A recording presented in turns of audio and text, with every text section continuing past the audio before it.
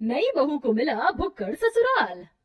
लड़के का परिवार अच्छा है। 3 नंद, माता पिता, साथ में 2 छोटे भाई भी हैं। लड़का इंजीनियर है और बहुत पैसे कमाता है। ये सुनते ही नैना के होश उड़ जाते हैं। 3 नंद, 2 छोटे देवर, ऊपर से सास ससुर के साथ मेरा पति, इतना बड़ा परिवार। अरे माँ, इतने बड़े परिवार में तो मैं परेशान ही हो जाऊंगी। काम भी करूँ और उनके ताने भी अलग से सुनो। अरे बेटी, परेशान क्यों होती है? पंडित जी, मेरी बेटी के लिए ससुराल ऐसा दिखाओ जहाँ माता पिता और लड़का इकलौता हो, ताकि मेरी बेटी को ज्यादा परेशानी ना उठानी पड़े। चलिए, अगर ऐसी बात है तो ठीक है। मैं आपको एक अमीर घर का रिश्ता दिखाता हूँ। इकलौता बेटा है, साथ में माता पिता रहते हैं।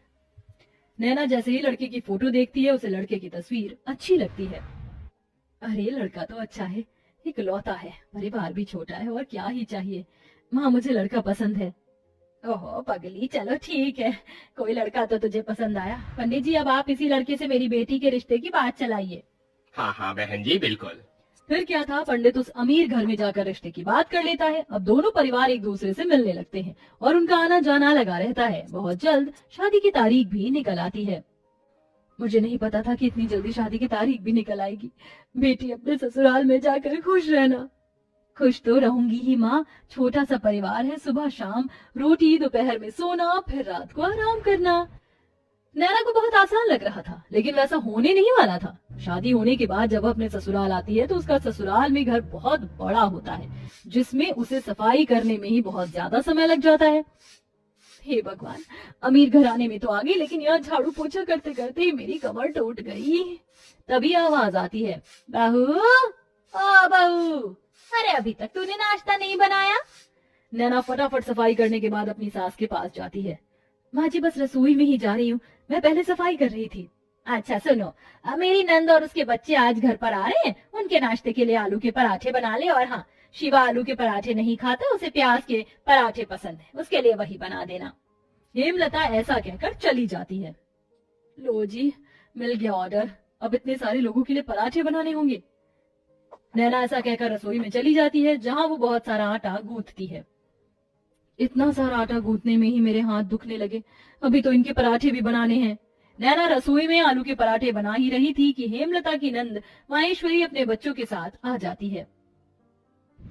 अरे वाह, सही समय पर आई हूँ नंद जी, गरम गरम पराठे बन रहे हैं। बहू, चलो नाश्ते की टेबल पर ही बैठते हैं, वहीं पर बातें करेंगे। हेमलता पूरे परिवार के साथ नाश्ते की टेबल पर बैठ जाती है, जिसके बाद रसोई से नाश्ते की टेबल का सफर करते हुए नैना बहुत थक जाती है। हे भगवान, नाश्ते की टेबल पर आने आने में ही मेरी फिरकनी बन गई। मैंने तो छोटा सा परिवार समझकर इस घर में शादी की थी, यहाँ तो सबकी अलग ही फरमाइश चलती है। तभी नैना के पति शिवा की आवाज आती है। अरे नैना, मेरे प्याज के पराठे नहीं बनाए तुमने? अभी लाती हूँ जी। नैना प्याज के पराठे बनाकर अपने पति के लिए नाश्ते की टेबल पर लेकर आती है। ये लीजिए प्याज के पराठे। तभी माहेश्वरी कहती है, बहू के हाथों से पहली बार खाना खा रही हूँ, बहुत स्वादिष्ट है ये पराठे, ये लो तुम्हारा शगुन। इस तरह माहेश्वरी नैना को शगुन देकर जाती है। सब लोग बहुत खुश होते हैं, लेकिन नैना बहुत ज्यादा थक जाती है। सबके सो जाने के बाद वो सबके जूठे बर्तन भी धोने लगती है। आज तो पूरा दिन हो गया, मुझे लेटने का समय ही नहीं मिला। नैना बर्तन धोने के बाद अपने कमरे में जाने ही वाली थी कि तभी उसके ससुर उसे कॉफी बनाने के लिए कह देते हैं। अरे सुनो बहू, जरा 1 कप कॉफी बना देना। अभी बनाकर लाती हूँ पिताजी। नैना दोबारा रसोई में जाती है और कॉफी बनाकर अपने ससुर जी के लिए लेकर आती है। आखिरकार उसे थोड़ी देर के लिए अपनी कमर सीधी करने को मिल जाती है, लेकिन फिर शाम की अलग फरमाइश शुरू हो जाती है। बहू, शाम के खाने में वेज बिरयानी, शाही कोरमा और चावल बना लेना। फिर से कोई आ रहा है क्या माँ जी घर पर? अरे नहीं, ये तो शिवा को बहुत पसंद है, इसीलिए बनवा रही हूँ। ठीक है माँ जी। अब शाम का खाना बनाने के लिए नैना फिर से रसोई में जाती है और खाना बनाते हुए खुद से ही कहती है, हे भगवान, कैसा परिवार मिला है मुझे।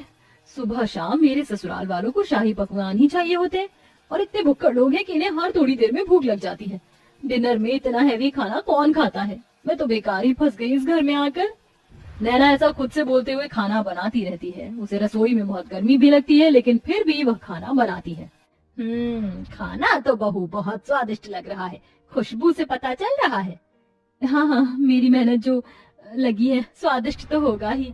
नैना भी खाने की टेबल पर बैठकर खाना खाने ही वाली थी कि तभी किसी के आने की दस्तक होती है। हेलो गाइस, मेरे बिना ही खाना खा रहे हो? अरे बेटा चिराग, तुम यहाँ विदेश से कब लौटे?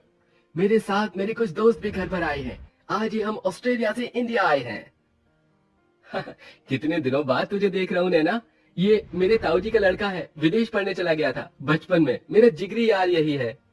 जाओ नैना, इन सब के लिए भी खाना परोस कर ले आओ। अगर रोटी कम हो तो और बना लेना। हेमलता ऐसा कहकर बेचारी नैना को फिर से रसोई में भेज देती है। नैना को खाने के साथ दोबारा से रोटियां भी बनानी पड़ती हैं और वो बहुत ज्यादा थक जाती है। सबको खाना खिलाते हुए उसी के लिए खाना नहीं बचता। ये लो, बस यही रह गया था, मेरे लिए थोड़ा भी खाना नहीं बचा। कैसे भुक्कड़ लोग हैं, एक बार भी मेरे बारे में नहीं सोचते हैं। नैना को बहुत बुरा लगता है। वो अपने कमरे में सोने चली जाती है। इसी तरह जब भी वह कुछ बनाया करती तो सारा खाना उसके ससुराल वाले ही खा जाते हैं और उसके लिए कुछ नहीं बचता। ऊपर से घर में मेहमानों का आना जाना लगा ही रहता है, जिसके चलते एक दिन नैना की बहुत ज्यादा तबीयत खराब हो जाती है। इनके शरीर में बहुत ज्यादा थकावट है। लगता है काफी दिनों से जरा भी आराम नहीं मिला है, इसलिए शरीर में कमजोरी हो गई है। ये मैंने दवाइयां दे दी हैं, बस आप इन्हें थोड़ा आराम करने दीजिए, जल्दी ही ठीक हो जाएंगी। डॉक्टर की ये बात सुनने के बाद हेमलता को अपनी गलती का एहसास होता है और वह अपनी बहू के पास जाकर उससे कहती है, जब से तुम इस घर के अंदर आई हो सारे काम तुम ही देख रही हो।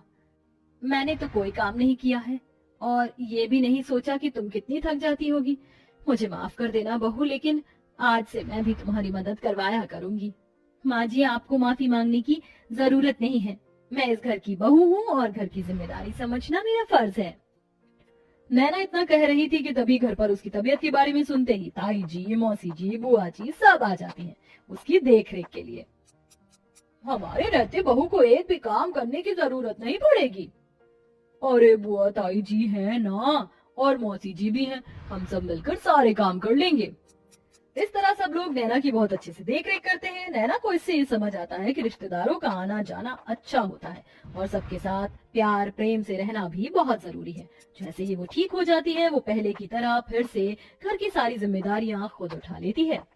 चलिए, आप सभी आज खाने की टेबल पर बैठिए। अब मेरी तबीयत बिल्कुल ठीक है। मैं आप सभी के लिए आपकी पसंद का खाना बनाऊंगी। नैना ऐसा कहकर रसोई में चली जाती है। पीछे से हेमलता आती है। अब से मैं भी तुम्हारी रसोई में मदद करवाया करूंगी और मैं जानती हूँ आखिरी में तुम्हारे लिए कुछ नहीं बचता, इसलिए पहले ही तुम अपने लिए खाना निकाल लिया करना। ये सुनते ही नैना को बहुत खुशी होती है और उसे अपनी माँ की याद आ जाती है, जिसकी वजह से उसकी आंखें भर आती हैं। अरे ये क्या बहू, तू रोने क्यों लगी? बस आज आपकी बातें सुनकर मुझे अपनी माँ की याद आ गई। हेमलता उसे गले से लगा लेती है। इस तरह दोनों सास बहू मिलकर घर को संभालती हैं और एक साथ खुशी खुशी रहने लगती हैं।